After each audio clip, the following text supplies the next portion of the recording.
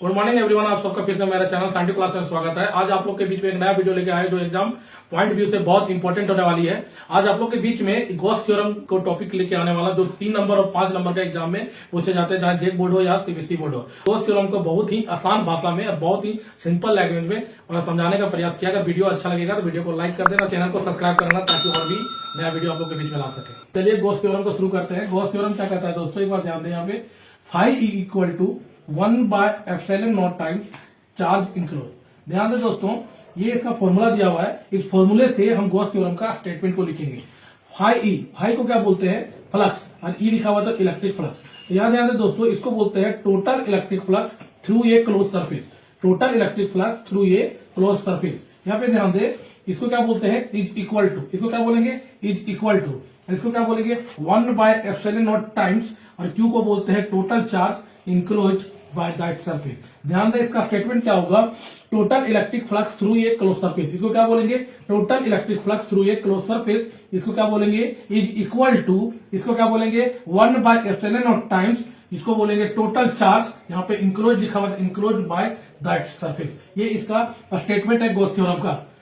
Total electric flux through a close surface is equal to 1/ε0 times total charge enclose by that surface. ये Gauss theorem का statement है। जितना यहाँ पे हम बोले हैं, इसका स्टेटमेंट को मैंने यहाँ पे लिख रखा हूं।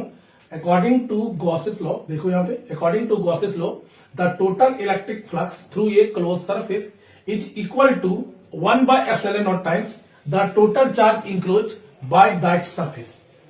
It means that is phi equal to 1/ε0 times total charge enclose by that surface. अब गॉस थ्योरम को प्रूव करते हैं। ध्यान दें दोस्तों कि गॉस थ्योरम के लिए जो भी सरफेस यूज होगा ना, उसको बोलते हैं गॉसियन सरफेस। गॉस थ्योरम के लिए जो भी सरफेस यूज करेंगे उसको क्या बोलेंगे, गॉसियन सरफेस। और यहाँ गॉसियन सरफेस 2 टाइप में पाया जाता है। अगर पॉइंट चार्ज है तो स्फेरिकल होगा, अगर लीनियर चार्ज है तो सिलिंड्रिकल होगा। तो ध्यान दें दोस्तों, यहाँ पे एक पॉइंट चार्ज लेते हैं जिसको बोलते हैं क्यू। ठीक है, एक पॉइंट चार्ज जो पॉजिटिव होता है क्यू लेते हैं। कहां प्लेस्ड है, ओ पॉइंट पे प्लेस्ड है। ठीक, अब ध्यान दें दोस्तों, यहां से एक पॉइंट पी लेते हैं, कितना डिस्टेंस पे, आर डिस्टेंस पे। यहां से एक पॉइंट पी लिए, कितना डिस्टेंस पे, आर डिस्टेंस पे, और कहां से, ओ से। ठीक है, जहां पे इलेक्ट्रिक फील्ड इंटेंसिटी को क्या करना है, डिटरमाइन करना। ध्यान दें, उसके बाद क्या करते हैं, एक स्फेयर को ड्रॉ करते हैं। यहां से एक स्फेरिकल सरफेस को ड्रॉ करते हैं जिसका रेडियस आर है, सेंटर ओ है, और पास कहां कर रहा है, पी पॉइंट से पास कर रहा है। यहां पे ध्यान दो दोस्तों, पॉजिटिव चार्ज है तो इलेक्ट्रिक फील्ड लाइंस क्या होगा, बाहर जाएगा, मतलब इलेक्ट्रिक फील्ड इंटेंसिटी बाहर चला गया। पी पॉइंट पे छोटा एरिया कट करेंगे, स्मॉल एरिया, जिसका एरिया वेक्टर कितना दिया हुआ है, ds। ध्यान दोस्तों, ये सब सारा चीज को मैंने यहां लिख चुका हूं। क्या लिखा हूं, ध्यान दें।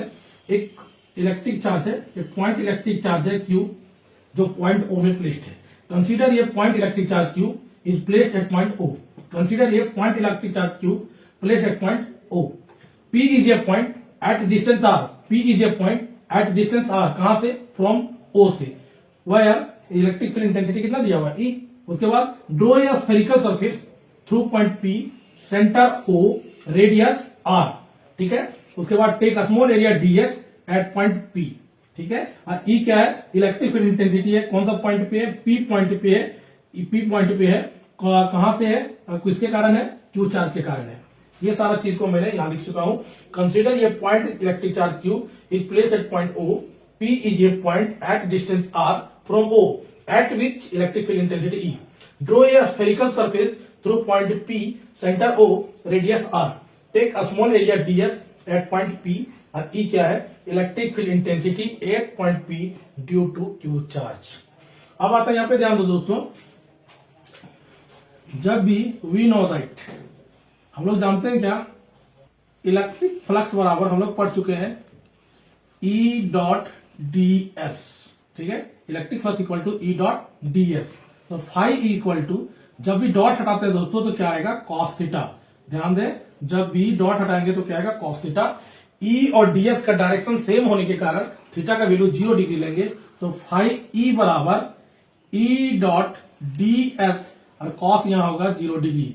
और 0 डिग्री का वैल्यू कितना हो जाएगा, 1 हो जाएगा। तो फाई E बराबर, E को बाहर करेंगे तो यहां पर आएगा ds, और यहां पे ds के स्थान पे सरफेस एरिया ऑफ स्फीयर को पुट करना है। यहां पे ध्यान दें, जो ds है, ds का वैल्यू हो जाएगा 4 pi R square. Surface area of sphere कितना हो जाएगा 4 पाई आर स्क्वायर। इसको पुट करेंगे यहाँ पे तो phi equal to E into क्या हो जाएगा 4 पाई आर स्क्वायर। अब ध्यान दें ई का फॉर्मूला सब जानते हैं, इलेक्ट्रिक फील्ड इंटेंसिटी का फॉर्मूला होता है के क्यू बाय आर स्क्वायर और यहाँ पे दिया हुआ है 4 pi R square. Are square से आर स्क्वायर कैंसल।